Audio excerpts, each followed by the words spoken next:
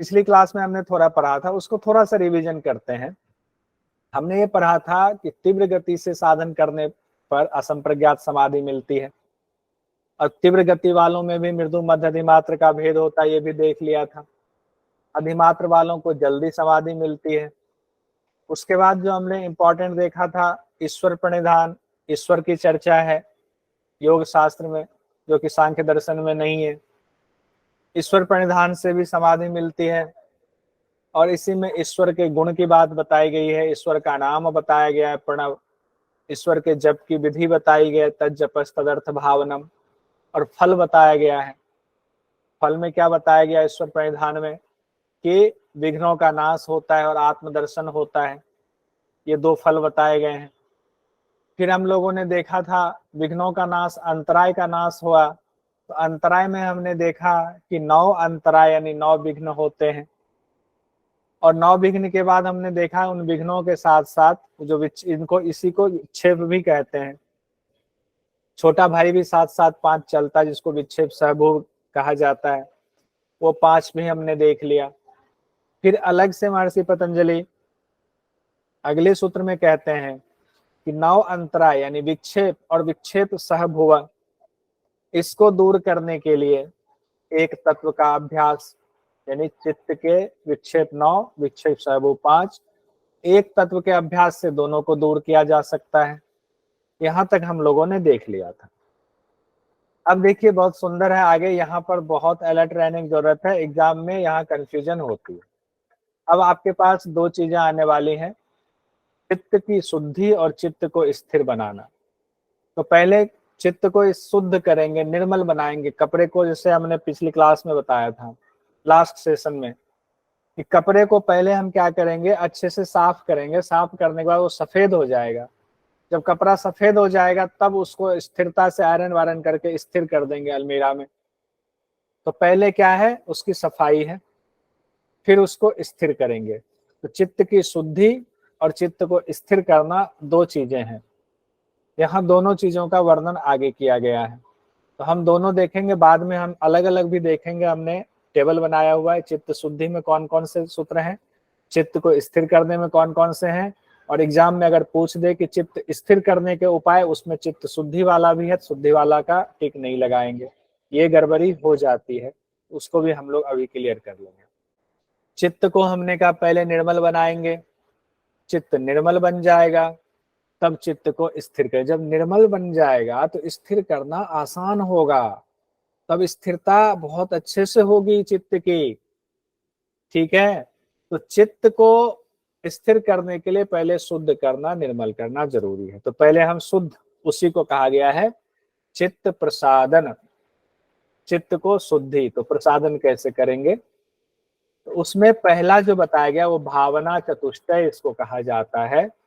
मैत्री करुणा मुदितो उपेक्षाणाम सुख दुख पुण्य अपुण्य विषयानाम भावनात् चित्त प्रसादनम। ठीक है, इसी को भावना चतुष्टय कह दिया गया। देखिए भावना शब्द तो है, चतुष्टय कहीं नहीं दिया गया है, लेकिन 4 चीजें हैं ना, सुख दुख पुण्य अपुण्य, और दूसरी तरफ भी 4 है, मैत्री करुणा मुदित उपेक्षा, तो 4 का पेयर हो गया, जोड़ा हो गया, इसीलिए भावना चतुष्टय नाम कह दिया गया है इसको। यहाँ तक भी मुझे लगता है क्लियर हो गया होगा। अब क्या है मैत्री करुणा मुदितो उपेक्षा नाम सुख दुख पुण्य पुण्य विषया नाम भावना तो चित्त प्रसादनम।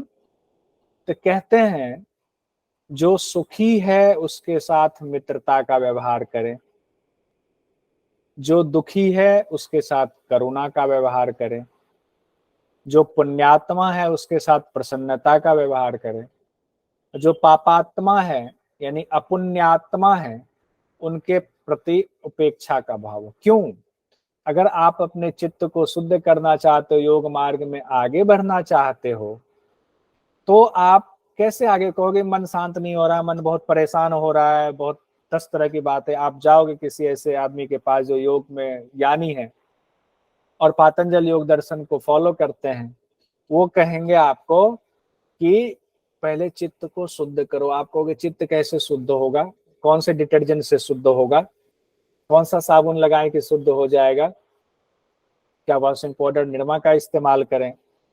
या महर्षि पतंजलि के साबुन का इस्तेमाल करें? तो कहेंगे महर्षि पतंजलि, ओरिजिनल वाले महर्षि पतंजलि जो हुए हैं, उन्होंने बताया, उन्होंने एक आध्यात्मिक साबुन दिया है, वो है भावना चतुष्टय। कहेंगे क्या है वो? तो वो है मैत्री करुणा मुदितो उपेक्षा नाम सुख दुख पुण्य पुण्य विषयानाम भावनात् चित्त प्रसादनम। यानी कि जो आदमी सुखी है, सुखी का मतलब बहुत पैसा वाला से नहीं है, हो सकता है कि बहुत पैसा वाला आदमी भी सुखी हो सकता है जिसके जो फक्कर है वो भी सुखी हो, बहुत कम पैसा है, रिक्शा चलाता लेकिन सुखी है। सुखी का मतलब है जो चित्त से एकदम प्रसन्न है, रोता नहीं दूसरों के सामने बिना मतलब के, सुखी है और बड़ा ईमानदार है। कहते हैं ऐसे लोगों के प्रति मित्रता रखें, तब आप कुछ अच्छा सीख पाएंगे, फिर आपको कष्ट नहीं होगा। और परेशान लोगों के साथ में मित्रता रखेंगे तो हमेशा परेशान ही रहेंगे आप। इसीलिए मैत्री कहा गया, किसके साथ रखे? अपने जीवन में इसको उतारिएगा भी।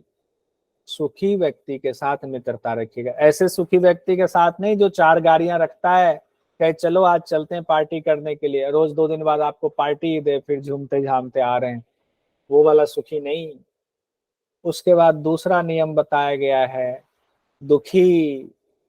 दुखी के साथ क्या व्यवहार हो? ऐसा आदमी होता है समाज में जिनके साथ आप मिले और हमेशा रो ही रहे हैं, ये हो गया आज हमारा, ये हो गया आज पत्नी ने ये कह दिया, 4 बार बेटा जो है परेशान कर रहा है, मानता ही नहीं है, पड़ोसी से ये पर मतलब हमेशा दुखी। आज हमें टांग में दर्द हो गया, हमारे घुटने में दर्द हो गया, आज तो कमर दर्द हो रहा है, योग करते हो, अरे नहीं कहाँ समय मिल पाता।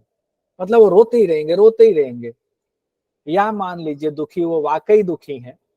एक तो हुआ कि दुख उसकी प्रवृत्ति में है कि रोते रहते हैं, दूसरे ऐसे दुखी होते हैं जो वाकई दुखी हैं। किसी घर में कोई बीमार हो गए, एक्सीडेंट हो गए, तो वो दुखी हैं, आपसे मिले और आपसे अच्छा संबंध है तो कहेंगे देखो तो मेरे साथ बड़ा बहुत अन्याय हो गया, ऐसा हो गया। ये 2 कैटेगरी के दुखी हो गए। तो कहते हैं आप करुणा का भाव रखें दुखी के साथ में। किसी का है, बीमार है, अस्पताल में भर्ती हो गया, उनके प्रति करुणा का भाव रखें। आपके मन में दया का भाव होना चाहिए दुखी के प्रति। ठीक है, मैत्री नहीं करेंगे, मैत्री की बात नहीं, मैत्री सुखी से करना है, दुखी के प्रति करुणा का भाव। तीसरा उन्होंने कहा है पुण्यात्मा, यानी साधु संत जो है, जो पुण्य आत्मा है, जो हमेशा तो आपके साथ नहीं रहने वाले हैं लेकिन साधु संत हैं, आप उनसे जाके सत्संग कर सकते हो, या वो आपके यहाँ भिक्षा मांगने आते हैं कई बार। तो जो पुण्यात्मा है, या समाज में भी कई पुण्यात्मा है, उनके प्रति प्रसन्नता का भाव रखना चाहिए। उनसे मिले तो आनंदित होकर के, एकदम हाथ जोड़कर करबद्ध होकर मन प्रसन्न हो जाए, उनसे मिले तो मुदित का भाव उनके प्रति रखना चाहिए। ये भाव है सारा कुछ भाव, इसलिए भावना चतुष्टय कहा गया, आपके अंदर के हृदय से ये भाव आना चाहिए। अब है पापात्मा, जिसकी संख्या सबसे ज्यादा है आज के समाज में, अपुण्यात्मा इनको कहा गया है। ये आपको भरे पड़े मिल जाएंगे, कहीं भी मिल जाएंगे। तो इनके प्रति क्या करना है? तो महर्षि पतंजलि कहते हैं इनके प्रति उपेक्षा का भाव रखना है।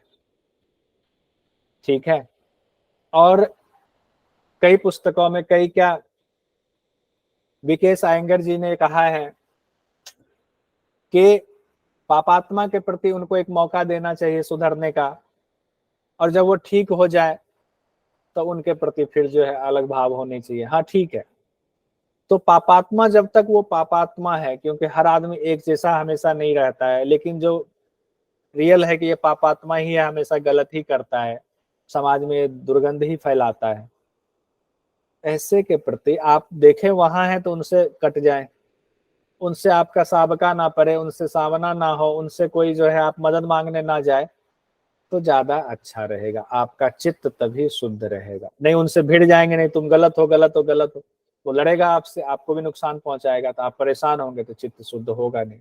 यही भावना चतुष्टय है। इसके बाद 34 नंबर के सूत्र पर हम लोग आते हैं। चित्त शुद्धि, यानी चित्त को निर्मल करने के उपाय हम पढ़ रहे हैं। चित्त शुद्धि के एक और उपाय बताया गया है। एक तो निर्मल कर लिया, आध्यात्मिक डिटर्जेंट बता दिया महर्षि पतंजलि ने। अब दूसरा आध्यात्मिक डिटर्जेंट बता रहे हैं, कहते हैं प्रच्छर्दन विधारणाभ्याम वा प्राणस्य।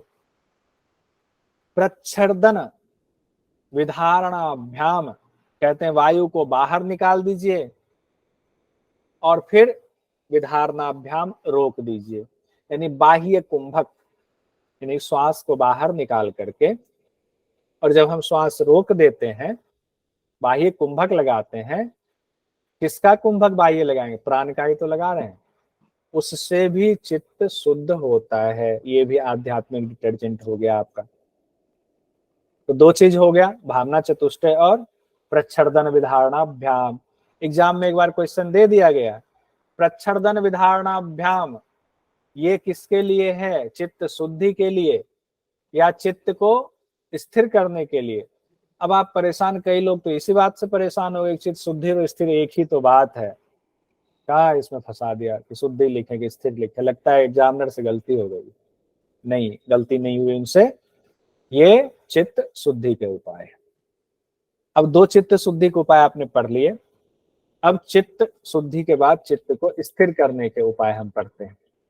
स्थिर करने में है विषयवती वा प्रवृत्ति उत्पन्ना मनसः स्थिति निबंधनी। विषयवती कौन से विषय? कहते हैं रूप रस गंध शब्द स्पर्श, ये जो पांच हैं, इन विषयों वाली प्रवृत्ति उत्पन्न होने पर ये भी मन की स्थिति को बांधने वाली होती है। अब बांधना क्या है? बांधना मतलब स्थिर करना। अब तो साफ हो गया, कपड़ा साफ हो गया, अब आयरन करना है, अच्छे से उसको बिठाना है, एकदम तह लगाना है, ठीक है। तो विषयवती का मतलब यह है कि अभ्यास करते करते जब आपको दिव्य विषयों का या दिव्य गंधों का, दोनों चीजें कही गई हैं कि दिव्य गंधों का या दिव्य विषयों का साक्षात्कार होने लगता है, तब उन दिव्य गंधों विषयों का साक्षात्कार करने वाली जो वृत्ति है उसका नाम विषयवती प्रवृत्ति है।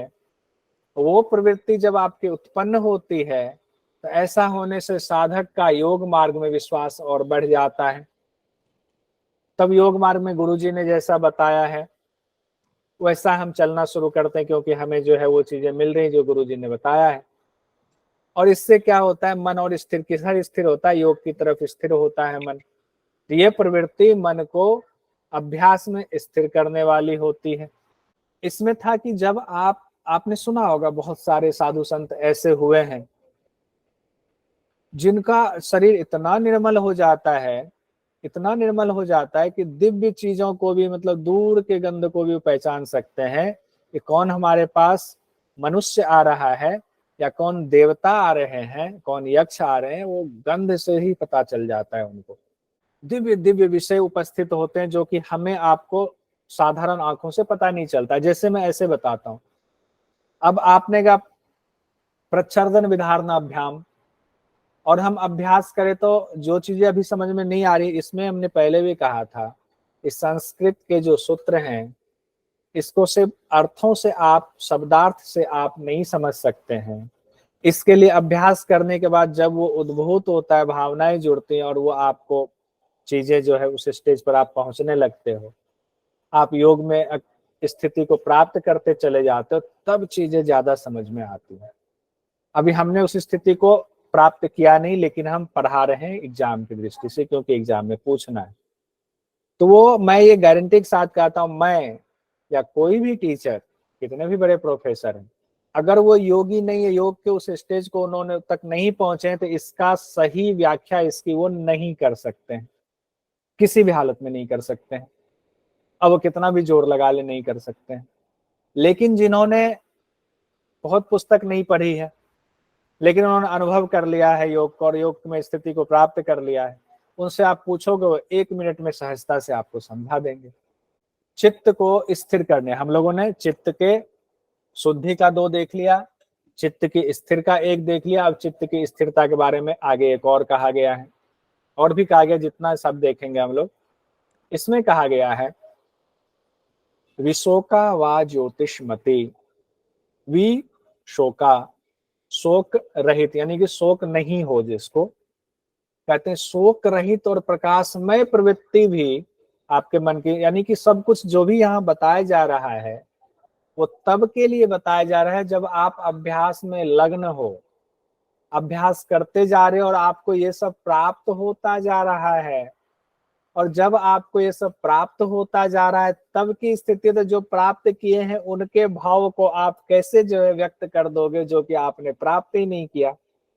तो आप तो सिर्फ शब्दार्थ निकाल के बता सकते हो, तो शब्दार्थ ही हम निकाल के देख लेते हैं एग्जाम की दृष्टि से कि शोक रहित मतलब आपकी स्थिति ऐसी हो गई, चित्त इस स्थिति तक स्थिर हो गया है कि आपके घर में कोई दुर्घटना भी हो जाए तो आपको शोक नहीं हो रहा है, आपके घर में कोई आईएएस भी बन जाए तो भी आपको जो है बहुत हर्ष नहीं हो रहा है, और आप एकदम स्थिर स्थिति में बने हुए हैं और शोक तो बिल्कुल नहीं हो रहा। किसी बात लोग रोए धोए जा रहे हैं कोई बड़ी दुर्घटना पे, योगी होते हैं उनको शोक ही नहीं होता है। लाहिरी महाशय थे, उनके वो गीता का पाठ कर रहे थे। होता क्या था, उनकी मंडली बैठती थी शिष्यों की, और शिष्य जो है गीता के श्लोक पढ़ते थे और लाहिरी बाबा जो है उसका व्याख्या करते थे, उस श्लोक की व्याख्या करते थे। एक दिन क्या हुआ, उनके घर में एक मृत्यु हो गई। मृत्यु हुई तो रोना धोना शुरू हो गया, मतलब हाहाकार मच गया घर में। और जिस कमरे में बाबा थे उस कमरे में उनकी मंडली बैठी हुई थी। अब जो है उधर हाहाकार मच रहा है, और उनके शिष्यों ने जब सुना तो समझ गए कुछ दुर्घटना हो गई है। अब सब परेशान, सब इतने परेशान हो गए कि कहा बाबा आप बंद कर दिया, कहा नहीं पढ़ लेते। तो शिष्य सब परेशान हो गए, लेकिन बाबा स्थिर बने रहे। उनके घर में मृत्यु हुई थी तो भी शोक रहित बने रहे। और शिष्यों ने जो है तुरंत जो है मन में वो करके हाथ जोड़ के कि नहीं कुछ हुआ है, पहले हम उसको देख लेते हैं। बाबा शोक रहित बने रहे, हालांकि उनके घर में हुई थी, उनमें वो फिर इन्वॉल्व हुए, जो भी प्रक्रिया थी उसमें शामिल हुए, लेकिन बाकी लोगों को जितना कष्ट था, जितने शोक में थे, बाबा थे ही नहीं, शोक रहे थे। क्यों? क्योंकि उनका चित्त स्थिर था। तो विशोका आवाज ज्योतिष्मते, तो शोक रहित कब होगा आदमी? जब प्रकाश में प्रवृत्ति भी होती। आपके प्रकाश में प्रवृत्ति कब होती? धीरे धीरे आत्मा की तरफ आप बढ़ रहे हो, आपको पता चल रहा है कि आत्मा का प्रकाश क्या होता है। आत्मा के नजदीक जैसे जैसे आप पहुंचते जाते हो, उसको अनुभव करने के नजदीक पहुंचते जाते हो, तो मन और स्थिर, चित्त और स्थिर होता चला जाता है। यानी कि रजोगुण का परिणाम है चंचलता, तो रजोगुण का परिणाम दूर होता चला जाता है, सात्विक प्रवृत्ति बढ़ती चली जाती। चित्त स्थिर करने के लिए ये भी है, विश्व का आवाज ज्योतिष्मती, ध्यान रखिएगा। अब चित्त स्थिर करने के लिए एक और है, और चित्त कैसे स्थिर होगा? तो महर्षि पतंजलि कहते हैं वीतराग विषयम वा चित्तम। वीतराग विषयम क्या है? इससे भी चित्त स्थिर होता है। तो वीतराग मतलब कहते हैं कि जिस पुरुष के राग द्वेष सर्वथा नष्ट हो चुके हैं, किनके होंगे? किसी योगी के होंगे, साधु महात्मा संत के होंगे। तो कहते हैं जिनके राग द्वेष सर्वथा नष्ट हो चुके हैं, अगर ऐसे विरक्त पुरुष के चित्त का भाव सहित मनन किया जाए तो भी आपका चित्त स्थिर होगा। जैसे कि इसको और थोड़ा सा समझ लेते हैं कि लाहिरी बाबा के अंदर से राग द्वेष सर्वथा नष्ट हो चुका था। अब हमने उनको गुरु मान करके उनका ध्यान करना शुरू कर दिया, उनके चित्त का, और उनके जो है महिमा का जितनी सकारात्मक चीजें वो आनी शुरू हो गई, तो उनका ऑरा जो है वो लगे कि हमारे अंदर आना शुरू हो गया, तो उससे भी चित्त स्थिर होता है। ये तो मान लीजिए मैं लाहिरी बाबा की बात कर रहा हूँ, आप में से कोई और किन्हीं गुरु को मानते होंगे। हमारी धरती जो है, हिंदुस्तान की धरती ऐसे साधु संतों से पटी पड़ी रही है, पहले भी और आज भी। तो ऐसे वीतराग विषयक जो पुरुष हैं, महापुरुष हैं, उनके चित्त का भाव जब हम अपने हृदय में लाना शुरू करते हैं, उनका मनन करने लगते हैं, उनके चरित्र का गुणगान मनन करते हैं, तब भी चित्त स्थिर होता है। और किससे स्थिर होता है? कहते स्वप्न निद्रा ज्ञान आलम्बनम वा। कहते हैं कि जब स्वप्न और निद्रा में भी दिव्य विषय और ईश्वर के दर्शन हो, आप सो रहे हैं तो अभी क्या आता है सोने में? अभी आता है कि हमें बहुत अच्छी कमाई हो रही है, बहुत हो रहा है, यूजीसी नेट का एग्जाम पास कर जाएंगे, बहुत अच्छे से हो गया, या कभी डरावना सपना आ जाता है। लेकिन सोचिए कि जब आपकी स्थिति ऐसी हो रही कि स्वप्न में भी आप प्रभु को ही देख रहे हैं, ईश्वर के ही दर्शन हो रहे हैं, नींद में सोए हैं तो ईश्वर के दर्शन हो रहे हैं, यानी कि चित्त आपका एक जगह लगा तभी तो ऐसा होगा। चित्त चंचल होगा, 10 तरफ जाएगा, गाड़ी घोड़ा बंगला में, तो कभी ये चीज स्थिति नहीं होगी। यानी ज्ञान का अवलंबन करने वाला चित्त कहाँ जा रहा है? एक ईश्वर पे जा रहा है, एक विषय पे जा रहा है, तो भी चित्त स्थिर हो रहा है। अनिद्रा में क्या होता है? जनरली तमोगुण की प्रधानता होती है। तमोगुण में क्या होता है? आलस आता है तो व्यक्ति अंतर्मुखी हो जाते हैं। तो यहाँ पर तमोगुण आपको अंतर्मुखी होकर के एक तरफ स्थिर भी करता है। हालांकि तमोगुण से हमें सतोगुण की तरफ जाना होता है, बाद में तीनों गुणों से भी जो है तीनों को बैलेंस करते हैं, अपने आप जो है वो तीनों गुण प्रकृति में मिल जाते हैं। अब आगे कहा गया है, जब इष्ट की बात आई तो इष्ट कैसे, ईश्वर कैसे होने चाहिए? कहा यथाभिमत ध्यानाद्वा, यानी जिनका जैसा मत हो, जिनका जैसा अभिमत हो, रुचि हो, उसके मुताबिक अपने इष्ट का ध्यान करना चाहिए। यहाँ नहीं कहा गया कि राम का ही ध्यान करें, कृष्ण का ही ध्यान करें, शिव का ही ध्यान करें, विष्णु का ही ध्यान करें। जिनके प्रति मत हो, हिंदू हो, मुसलमान हो, ईसाई हो, कोई भी हो, जिनके प्रति रुचि हो, जहां दिल लग रहा है, अपने उस इष्ट के ध्यान में लग जाएं। यथाभिमत ध्यानाद्वा। अब कहते हैं जब इतने उपायों से चित्त स्थिर होने लगता है तब क्या होता है? तब चित्त को आपने निर्मल कर दिया, चित्त को आपने स्थिर कर दिया इतने उपायों से, तो चित्त निर्मल हुआ और स्थिर हुआ तो उसका कुछ फल भी होगा। कहते हैं हाँ फल होगा। तो क्या फल होगा? कहते हैं परमाणु परम महत्त्वान्तो अस्य वशीकार है।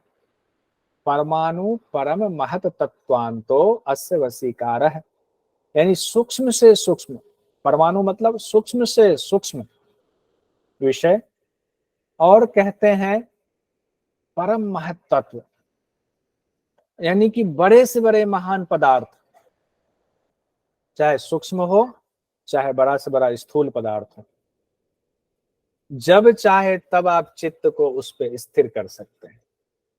यानी कि अभी बोले एकदम सूक्ष्म चीज पे किसी पे स्थिर कर ले मन को,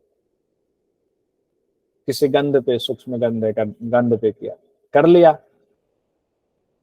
अचानक से हुआ कि नहीं हम चंद्रमा पे, स्थूल पे कर ले ध्यान, स्थिर वहीं कर ले, स्थिर करने के लिए कोशिश करने की जरूरत नहीं, तुरंत स्थिर हो जाएगा। और स्थिर होने का मतलब क्या है?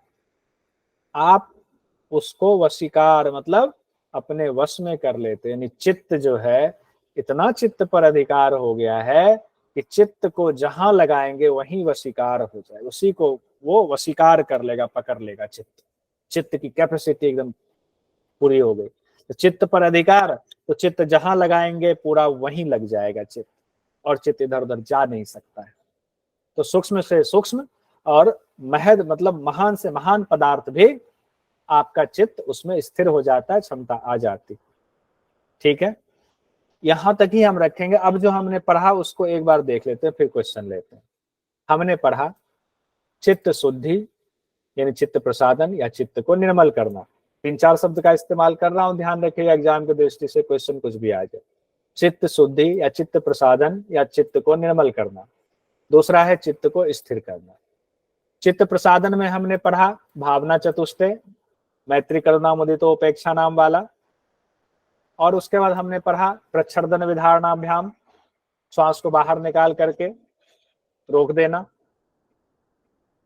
उसके बाद ये 2 हो गया हमारा प्रसादन में।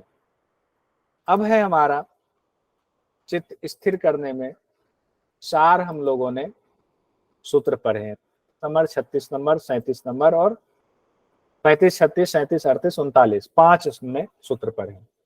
विषयवती व प्रवृत्ति, विशोका व ज्योतिष्मति, वीतराग विषम व चित्तम, स्वप्न निद्रा ज्ञालंबनम, यथाभिमत ध्यानाद्वा। और इसका फल क्या बताया गया इतना होने के बाद? सूक्ष्म से सूक्ष्म और स्थूल से स्थूल विषय वह शिकार हो जाता है। इतना हम लोगों ने अभी क्लास में पढ़ा है। अब बस उसका जिस्ट आपके एक ही स्क्रीन पर है, 3-4 लोगों से इसको रिपीट करवा देते हैं, 3-4 क्या ज्यादा से ज्यादा लोगों से समय है तो सबका हो जाएगा कंप्लीट। हाँ निकिता जी सवाल पूछिए। सर हमने पढ़ा था तत्र स्थितो यत्नोभ्यास, मतलब कि अभ्यास से भी चित्त स्थिर होता है, तो उसको भी हम यहाँ रखेंगे या नहीं? वो है ही, बिल्कुल रख लेंगे, लेकिन ये ध्यान रखेंगे, मैंने उस समय भी कहा था अभ्यास सब में है जी। ये जितना है आपका स्थिर वाला सब में अभ्यास निहित है, लेकिन एग्जाम की दृष्टि से मान लीजिए आपने सवाल को वहां आ जाए, हम उसको जरूर रखेंगे क्योंकि सूत्र में है, सूत्र कह रहा है तो सबूत। हाँ सर, मेरा भी एक क्वेश्चन था कि ये अभ्यास मतलब तत्स्थित यत्न अभ्यास वो इसमें आएगा, या जो वितर्क विचार आनंद अस्मिता की जो समाधि का जो अभ्यास हम करेंगे? ठीक, बहुत सुंदर सुंदर सवाल है आपका। देखिए हम दोनों चीजों को अलग करके नहीं देखेंगे। जो ये विषयवती है, विशोका व ज्योतिष्मति है, वीतराग विषयम है, स्वप्न ज्ञानालंबनम है, ये संप्रज्ञात, पहले तो हमारा संप्रज्ञात समाधि होगा, उसके बाद असंप्रज्ञात पे जाएंगे। और संप्रज्ञात के जो है भेद है वितर्क विचार आनंद अस्मिता, दोनों को अलग अलग मत कीजिए। ये जो विषयवती से लेकर विशोका स्वप्न गिद्रा या यथाभिमत ध्यानाद्वा है, ये सब तो शुरुआत कर रहे हैं, तो सब किस में जा रहा है? संप्रज्ञात के लिए ही जा रहा है। उसको अब क्या किया है महर्षि पतंजलि जी ने, उसको विस्तार से समझा रहे हैं, इसीलिए हमें अलग अलग दिखता है। अभ्यास सब में निहित है और सब जाना सबको संप्रज्ञात वाले रास्ते से ही है, फिर असंप्रज्ञात वाले रास्ते से धर्मिक समाधि और कैवल्य, रास्ता यही है, इसके अलावा नहीं है। तो पतंजलि योग दर्शन यही कहता है। ठीक है जी सर। तो उसी में सब उसमें सन्निहित है।